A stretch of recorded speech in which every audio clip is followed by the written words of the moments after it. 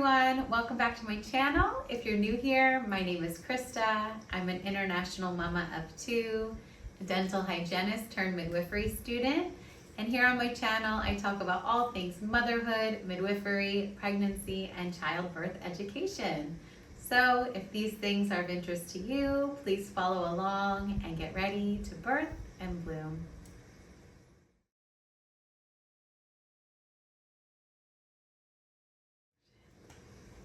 Hello, it's great to see you. Thank you so much for joining me here at Birth and Bloom.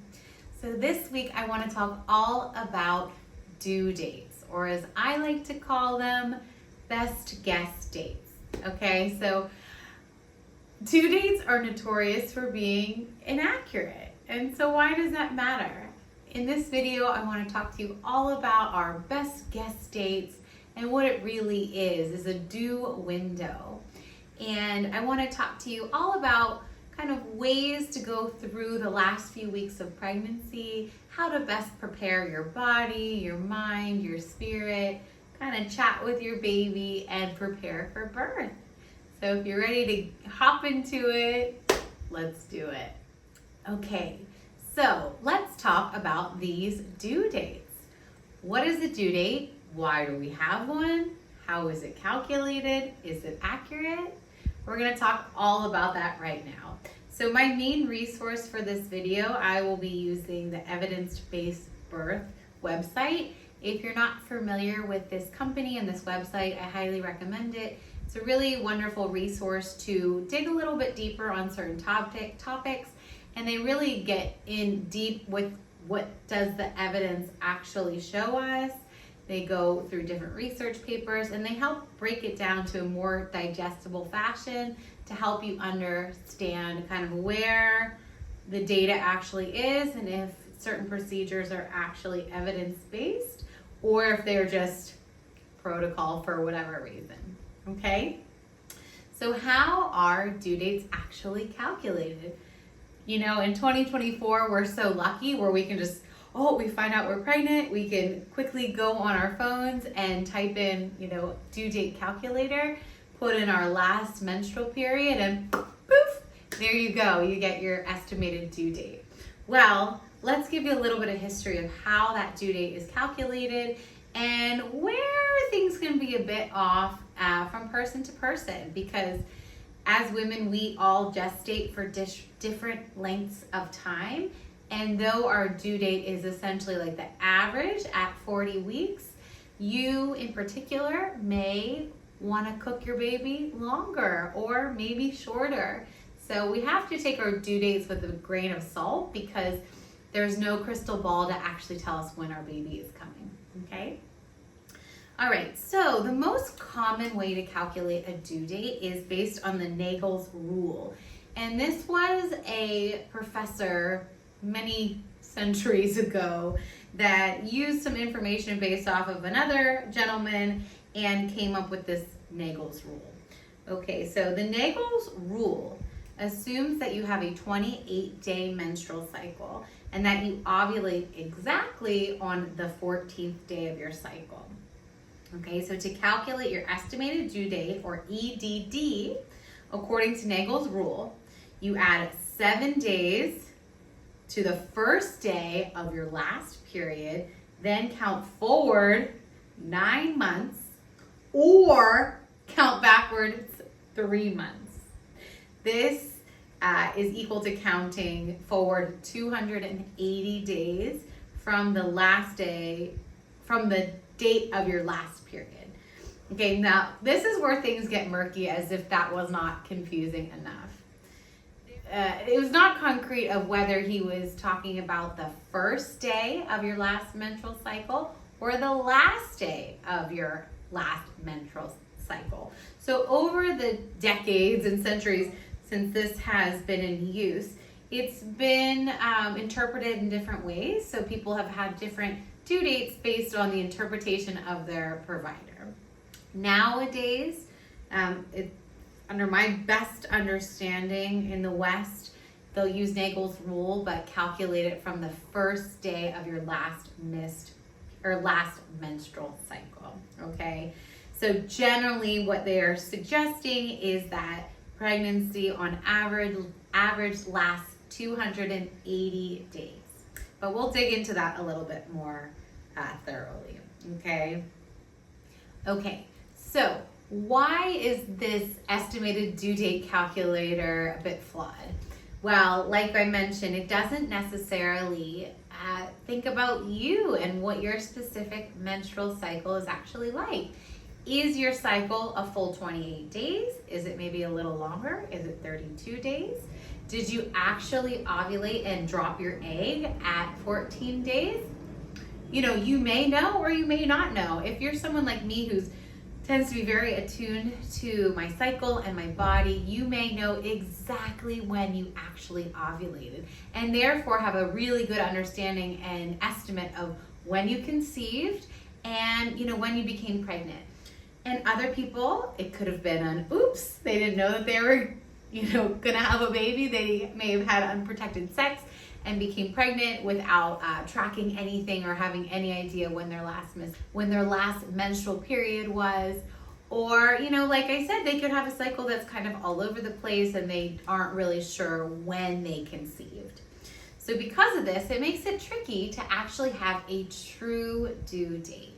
Many practitioners, especially in the midwifery world, are going to talk about a due window. Okay, so you are considered to be at term between 37 weeks to 42 weeks. So instead of thinking of one specific day, you actually have a due window of 5 weeks, and that is a long time.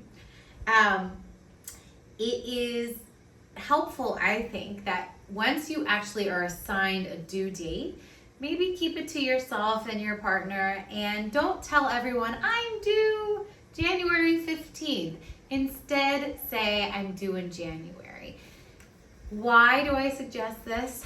Well, if you're a first-time mom, you are going to feel pressure from outside sources once your due date is coming.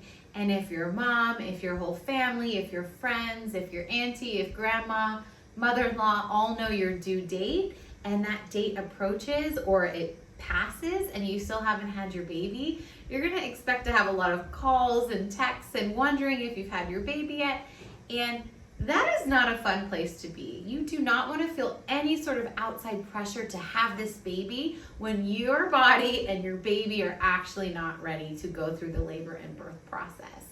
So I highly, highly encourage you to maybe keep it a little close to you. Don't give anyone a specific date, but instead say, oh, we're due in January at some point, or oh, we're due towards the end of January. You can be a little more specific if you would like, but for your own mental health and for the just the sake of not having outside voices kind of chirping in, it's really helpful to have a little bit of vagueness when sharing with people about your due window.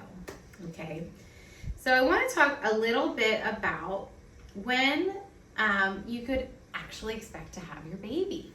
So statistically speaking, based from evidence-based birth, it says researchers have found that 50% of all women giving birth for the first time gave birth by 40 weeks and 5 days, while 75% gave birth by 41 weeks and 2 days.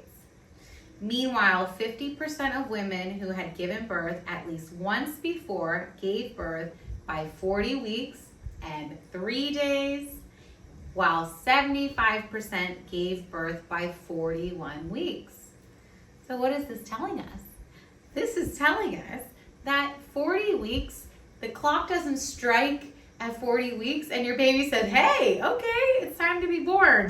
Here I come. 40 weeks is an average. And I think in France, they do their estimated due dates at 41 weeks. Why? Well, for the numbers that I just read you.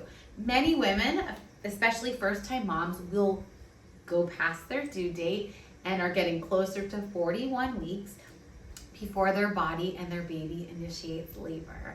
So I think that's really helpful to know that, especially if you're a first-time mom, do not get fixated on the 40-week mark. I think it's helpful to mentally plan to go to 41 weeks or longer. It's not uncommon for first-time moms to go to 42 weeks. But it's helpful to mentally prepare that you're going to go post-dates because, like I said before, it's adding undue pressure for no reason. If you are a low-risk mother and a low-risk baby, there is no need to go fiddle. There's no need to rush the process. There is a divine process that happens within us, and there is wisdom to your body and wisdom to your baby of when this baby is ready to be born. And I just think it's helpful to give yourself the space and give yourself the grace to allow things to unfold spontaneously and naturally as it was designed. So I recommend to my mom friends, if they're having a baby for the first time, to plan to have a date on your due date with your husband or your partner, because let's celebrate this due date. It's not something we should completely ignore. It's something that we should celebrate. So if you haven't had your baby yet by your due date, go enjoy a lovely meal out with your husband. Go enjoy having some fun and some quiet before this baby is born, because your life is going to change when you add this tiny little human into your family. And I do think it's worth, enjoying some time alone with your significant other before you expand your family. So plan to have a due date if your baby has not come yet. Okay, so I'm going to share a couple more numbers because I quite frankly think they're interesting. This once again is coming from evidence-based birth. So according to the researchers, 10% of people gave birth by 38 weeks and 5 days after their last menstrual period. 25% gave birth by 39 weeks and 5 days. 50% gave birth by 40 weeks and 5 days. 75% gave birth by 41 weeks and 2 days. And 90% gave birth by 44 weeks. The reason why they're saying 44 weeks is because this is based on the last menstrual period, and this is not taking into account when that person actually ovulated. So it's not very often that you'll hear women having their babies after 42 weeks, especially in our Western society. Generally, for someone to have a home birth, their midwife can be there at the delivery from 37 weeks to 42 weeks. And after that 42-week mark, generally that client is going to move into the hospital setting and have a medical induction from there. And then, unfortunately, in the hospital setting, women start to feel pressure for really an unnecessary induction. Starting around 40 weeks, we start to plant the seeds. And that's a whole other topic that I'm not really going to get into today. But unless there is a true medical indication where you are at higher risk and baby is at higher risk, we do not need to be throwing induction around. Going past your due date is not an indication for a medical induction. Having a estimated big baby is not an indication for an induction. There, of course, are medical indications for an induction, but simply going past your due date is not an indication for induction, okay? So for the second cluster of numbers, this is based off of ovulation. 10% of women will give birth by 36 weeks and 4 days. 25% will give birth 37 weeks and 3 days after ovulation. 50% will give birth 38 weeks and 2 days after ovulation. 75% will give birth 39 weeks and 2 days after ovulation, and 90% will give weeks by 40 weeks and 0 days after ovulation. So you can see that based on the estimated due date, whether it's last menstrual period versus when ovulation actually occurred, those numbers really vary. So that's, I think, really interesting, and it plays more into the importance of that due window opposed to a specific due date, because you're not just automatically done with pregnancy at 40 weeks because you're over it, because you're sick of it, you want to meet your baby. Our bodies know when this baby is fully baked. the baby knows when it's ready to be born, and of course there are medical indications of why we may have to get the baby born sooner, but your body knew how to grow this baby from a cluster, from 2 cells into this baby, and it also knows when to let the onset of labor take place and for the baby to be born. So I think that's really important to know, to tune in and just trust the wisdom of our body, because women have been giving birth since the beginning of time. There are billions of people on this planet, so clearly we need to just have some faith in our bodies and our babies, okay? So now I want to briefly talk about what are we doing in our due window. I mentioned that it's so important to have your little due date if you make it to your due date and your baby is still not born. I want to talk about just some things that you can do to mentally prepare, physically prepare, and just, get ready to meet your new little human. So it is very common to hear about eating dates in pregnancy, specifically dates in pregnancy starting around 36 weeks until baby is born.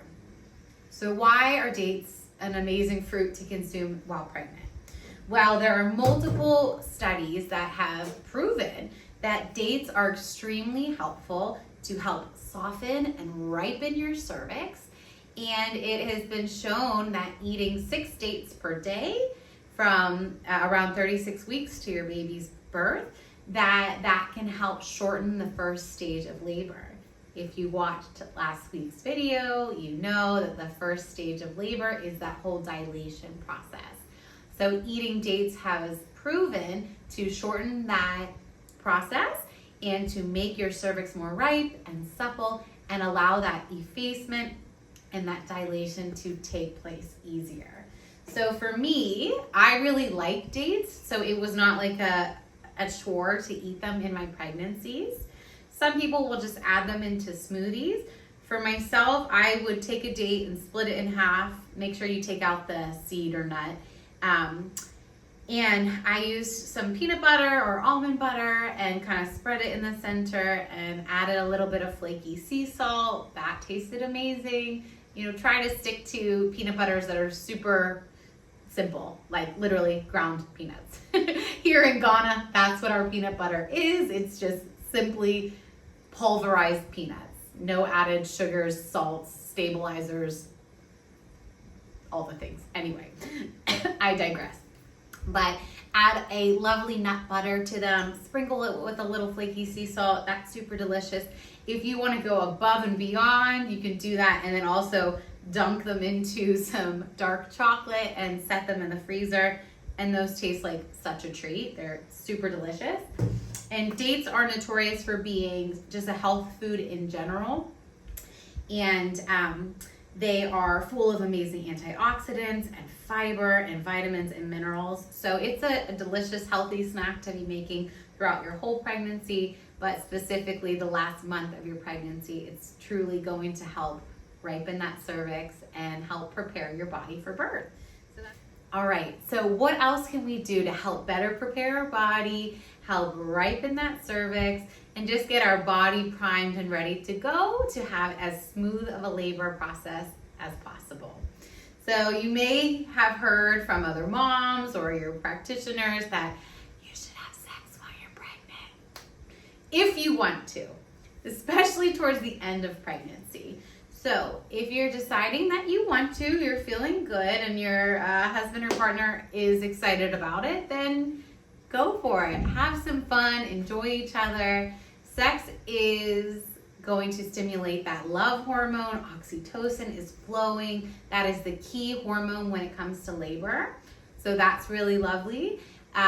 In a male's semen, there's also a ton of prostaglandins, which are incredible for the cervix. So prostaglandins are going to help ripen and soften the cervix. And what better way to get that naturally from your husband? So having sex towards the end of pregnancy is going to help ripen that cervix and get it more malleable and more favorable to have that effacement and dilation occur. If you can have an orgasm even better, because that O is going to stimulate some uterine contractions, and it could help get that labor process initiated. None of these things are a sure way to, oh, I'm gonna start labor. But what they're gonna do is help prepare and prime the body, and there's divine wisdom of when the body is going to spontaneously go into labor. But why not do a couple things that are gonna help get that process going and let it be as smooth as possible? So dates, have sex, enjoy. Taking nice walks. If it still feels good for you, you should be up and moving throughout your entire pregnancy. Taking nice evening strolls. You don't have to go crazy. You don't have to be running. You don't have to be hiking. But taking nice walks is going to help kind of balance your pelvis, keep things moving, help baby get into the proper alignment and position to be born. So staying moving throughout your whole pregnancy is going to be really important, especially in those last weeks leading up to labor. Another thing, a lot of people don't really think about how they're sitting. So when you're really pregnant and have this giant basketball in front of you, how you sit every day and in a repetitious way really matters. Say, for example, you plop down in your chair on the couch and you always sit with your leg up and kind of are leaned to the side. That position is going to make your baby kind of favor that one side and not be in the proper alignment for birth. We'll go into this in another video, but babies are most easily born when they are head down and they're occiput anterior. So that means the back of their head is facing outward towards the front of your belly and their face is facing your back. So that's an OA position. So babies can get a bit wonky in there if your posture and your positioning and how you're sitting every day it's not ideal. So just be mindful of how you're sitting, not really slouching. Be comfortable, of course, but just imagine yourself to be in good alignment and just be mindful of how you're just settling in at the end of the day. We're all tired, pregnancy's hard, it's exhausting, but we do want to think about how we position our body every day, because it is going to impact the fetal position of the baby, which is directly going to impact how your labor progresses. Okay, so those are some of the physical things. I think the last few weeks of pregnancy can be really hard mentally because it's a waiting game. You think every twinge or Braxton Hicks could lead to the onset of labor. And it can be really hard mentally of not knowing when this baby is going to come. From my second birth experience, I experienced all of that. I was very antsy to meet my baby. I didn't want to go past 40 weeks. I wanted my baby to come early. I was so sure she was going to come early, and I had to play the waiting game. My first baby, I had an induction at 37 weeks and 4 days due to gestational hypertension, whereas my second pregnancy, I had no issues, and I waited for spontaneous labor. So in my mind, I had not been more pregnant than 37 and 4 days. So 38 weeks comes, no sign of labor. As 39 weeks approached, I was starting to have more and more, if you will, false labor episodes at night where contractions would start and they would peter out. They would start and they would peter out. But by 39 weeks and 4 days, my body and my baby decided it was time, and that's when I went into spontaneous labor. It was definitely like a full week longer than I expected to go, but that waiting process and that patience was something that I needed to learn. And, in hindsight, when you can reflect back on your birth experiences, you learn lessons that you needed to learn. So just kind of surrendering to the process, giving it up. Baby is going to choose their birthday. Don't get so focused on the days. Just take one day at a time. You're going to get through it. You've gone through a long pregnancy. You can handle the last few weeks. Though the last few weeks of pregnancy really feel like an eternity at times, especially if you're just more uncomfortable and you're really eager to meet your baby. So like we said, take nice walks. If you're practicing hypnobirth or meditation, this is a really great time to do that. I was listening to my hypnobirth tracks all the time, and that really helped me mentally prepare for the labor and birth process. And guess what? One of these days, you're actually going to go into labor and you're going to get to meet your baby, and it's going to be an incredible experience, and you're going to meet the love of your life. So I know it's really hard to wait. I know, they're kind of dangling the carrot in some situations where they're pushing induction for unnecessary reasons. And that might sound appealing to meet your baby and plan when to go in. But truly, it's best for your body and your baby in most cases to wait for labor to start spontaneously. So I encourage you to just take it for what it is. Try to enjoy the last few weeks with you and your husband, or you and your small family if you have other children. And just know that your baby is going to come when they're meant to, and just keep the faith. At the end of the day, birth and pregnancy are a mystery to some degree, and your baby will come. You're going to meet your baby, and that baby will be in your arms before you know it. So I wish you well. I hope this was a helpful video. Please make sure to head over to Instagram and follow me there. My handle is Birth and Bloom. And you can look forward to watching more of my videos here on YouTube every Sunday. And yeah, thank you so much for watching. I can't wait for you to meet your baby. You're going to be amazing. I'll see you in the next one.